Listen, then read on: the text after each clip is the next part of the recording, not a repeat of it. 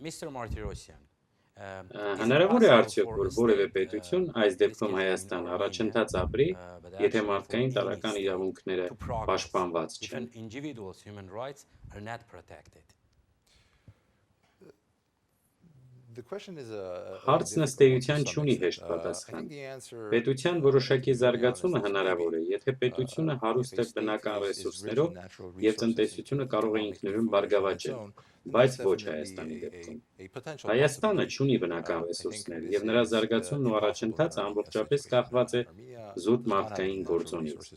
Բայց այդ գործոնը տարեց տարի տկարանում է։ Հասարակության տարբեր շերտեր, օրինակ վերջին իրադարձություններով պայմանավորված, ուղղակի լքում են երկիրը։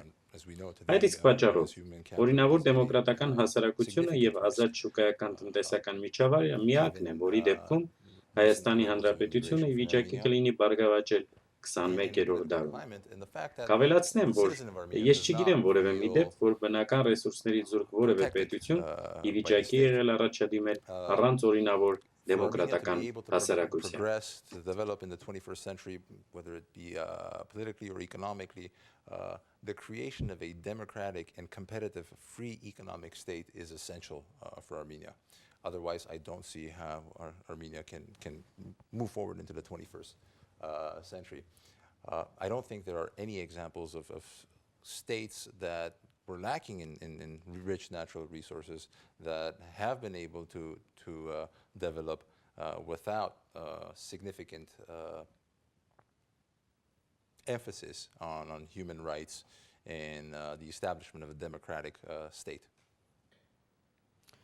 Mr. Martirosyan, Պարոն Մարտիրոսյան, ինչպես տեղյակ եք, այսօր Հայաստանի Հանրապետության ներկայիս իշխանությունը մտել է երկխոսության մեջ ընդդիմության հիմնական ներկայացուցիչ Հայ ազգային կոնգրեսի հետ։ Ինչ եք կարծում, սա ամենացանկալի մոտեցումն է, թե ինչպես շատերն են պնդում, պետք է կիրառվեն ավելի կտրուկ միջոցներ։ preferable way, or as some seem to advocate, should the opposition have resorted to more drastic measures? I think at this point in time, Կարծիքս միանշանակ դրական,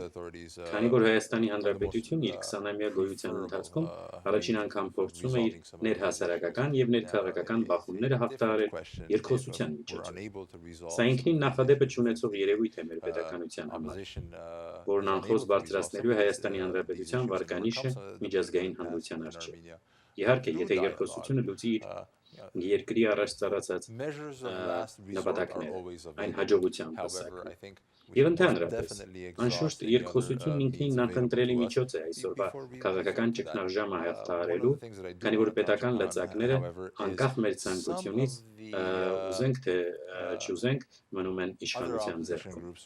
Որոշ քաղաքական ուժեր այսօր քննադատում են Հայ ազգային կոնգրեսին եւ պնդում, որ երկխոսելով այս իշխանությունների հետ միայն կնպաստի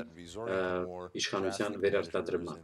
Պետք է հիշեցնենք այդ ուժերին, որ հենց այդ նույն Հայ ազգային կոնգրեսը եւ իր առաջնորդն էին այն խթանը, որը արտնացրեց Հայաստանում քաղաքացիական շարժման մեծալուտ։ Եվ ինչու՞ չէ, եկեք հիշենք, որ այս նույն ուժերը, որ այսօր այսպես վճռական են ուզում հանդիսանալ, 2008 թվականին նպաստեցին Սերժ Սարգսյանի լեգիտիմությանը։ Կարծում եմ, պատմությունը մեզ տվել է նման օրինակներ։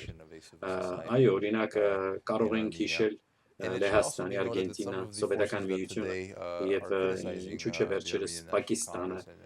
երկրներ, որոնք երկխոսության միջոցով հարթեցին իրենց ներքաղաքական բախումները։ Հայ ազգային կոնգրեսի անդամ Արման Գրիգորյանը խոսեց այս օրինակների մասին վերջերս կայացած հանրահավաքի ժամանակ։ Եվ նորից, երբ հնարավորություն ընձեռվում է հարթել այսպիսի խնդիրները առանց արյունաթափության, առանց կոշտ եւ կոպիտ փողոցային բախումների, իհարկե նախընտրելի է օգտվել այդ հնարավորությունից։ Մանավանդ, երբ ժողովրդի շահերից բխող պահանջներն ընդունվում են իշխանության կողմից։ Ինչ վերաբերվում է Հայ ազգային կոնգրեսի գործընթացին, հարկ եմ համարում նշել, որ առաջին իսկ օրից կոնգրեսը շեշտել է, որ երկխոսության բուն նպատակներից ամենակարևորագույնն է արտահերթ նախագահական եւ այնուհետեւ ազգային ժողովի ընտրությունները։ Whether it be Poland, Argentina, the Soviet Union, and as recently as Pakistan, where the political impasse was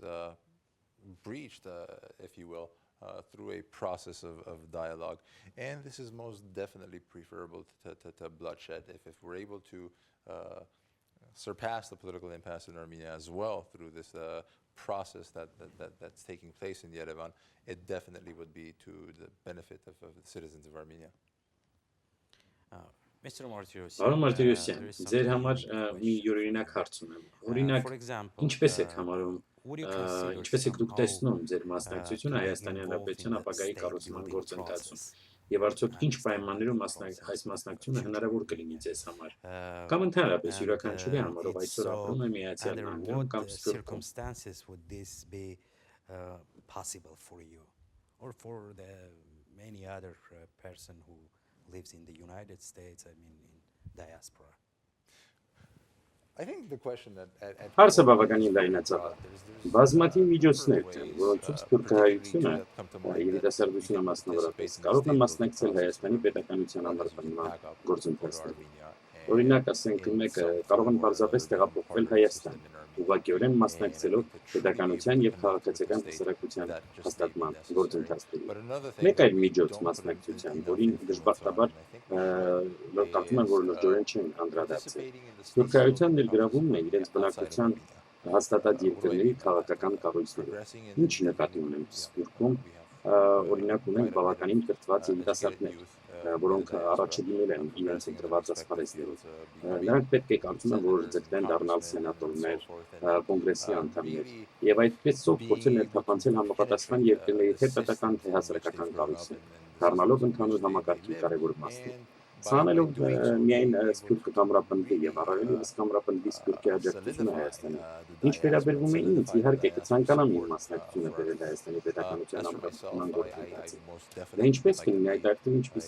ինքնին կներկայացնի։ Դեռ անկեղծ ասած պարզ չէ։ Երկու մեթոդներն էլ որ նշեցի ինձ համար հնարավոր տարբերակներ են։ Ապագան ցույց կտա թե որով ստացվի։ How that participation will present itself in the future, it still remains to be seen.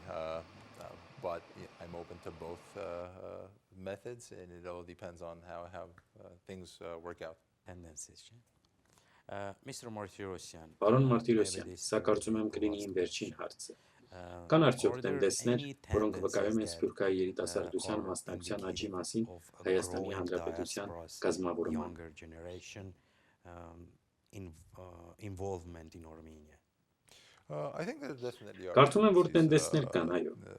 Նկատելի է, որ սփյուռքահայ երիտասարդությունը այս կամ այն կերպով մեծացնում է իրեն մասնակցությունն ու ներդրում Հայաստանի ապագայի կառուցման։ Բայց որ այս մասնակցությունը ավելի ընդլայնվի եւ արմատավորվի, ինչը որ կնպաստի Հայաստանի առաջադիմությանն ու բարելավմանը։ Կարծում եմ, որ պետք է մենք կարողանանք ինստիտուցիոնալիզացնել այս տենդենսը, քանզի ներկայիս գործընթացները բավարար չեն։ Եվ այստեղ պետությունը բավականին մեծ պատասխանատվություն է կրում։ Ամբողջովին պետք է մասնակցի այդ գործընթացներին։ Որպեսզի Հայաստանը գրավիչ լինի սփյուռքահայ երիտասարդության համար, անհրաժեշտ է լրջորեն անդրադառնալ կոռումպացված եւ անիրազեկ ներքաղաքական բյուրոկրատիային եւ ընդհանուր համակարգին։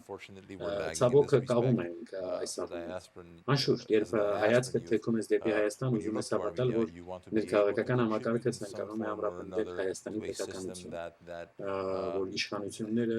կարծես թե ունեն քաղաքական կամ կաստիկ ժողովրդավարական հասարակական համակարգ։ Բայց կարծում եմ, որ հենց այս քաղաքական կամքի բացակայությունը, այլ ոչ արկայությունը, գլխավոր պատճառն է այն ջրպետի, որը գոյություն ունի սփյուռքահայության եւ Հայաստանի միջեւ disconnect with Armenia because of that. Պարոն Մարտիրոսյան, ցավոք սրտի մեր հաղորդումը ունեցավ դիավատին, շնորհակալություն մասնակցության համար։ Շնորհակալություն հրավերքի համար։ Սիրելի հեռուստադիտողներ, այսպիսով ավարտվեց մեր հերթական հաղորդումը, որի հյուրն էր իրավագիտության դոկտոր Էդգար Martirosyan.